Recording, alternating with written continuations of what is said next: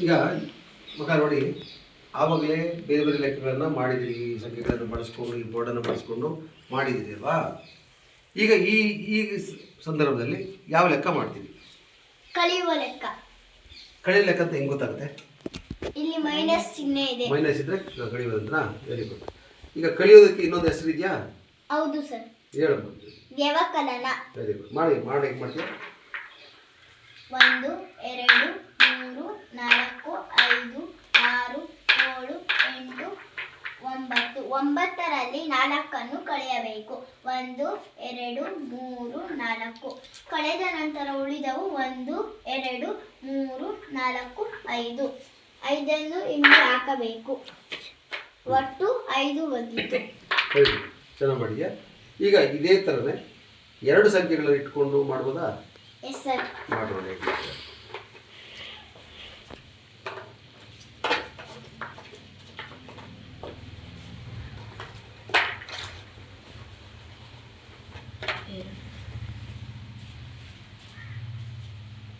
ಯಾವ್ದು ಹಾಕೋ, ಈಗ ಮಾಡೋಣ. ಇದು ಇಲ್ಲಿ ಬಿಡು ಮದೆ, ಅದೇ ಬರಲ್ಲ ಕಡಿಯೋದು ಬಿಡಿ ಹತ್ತು. ಬಿಡಿ ಹತ್ತಿರ.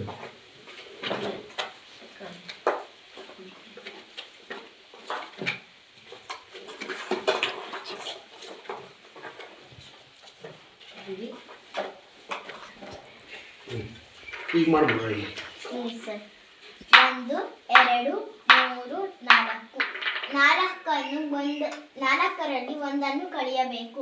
ಉಳಿದವು 1 2 3. 3 ಇಲ್ಲಿ ಹಾಕಬೇಕು. ಈಗ ಒಂದು ಪ್ರಶ್ನೆ ಅಮ್ಮ, 4ರಲ್ಲಿ 1 ಯಾಕೆ ಕಳೆದೆ? 1ರಲ್ಲಿ 4 ಕಳೆಯೋದಕ್ಕೆ ಒಂದು ಚಿಕ್ಕ ಸಂಖ್ಯೆ ಅದಕ್ಕೆ.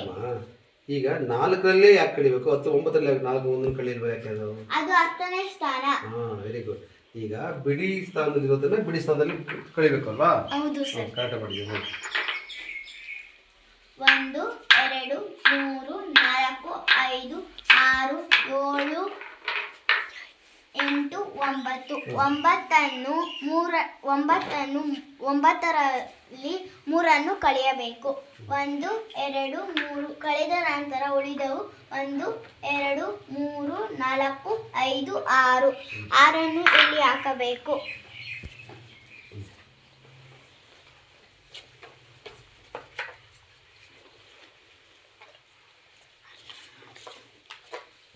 ಹೆಲ್ಪ್ ಮಾಡಿ. ಇಲ್ಲಿದೆ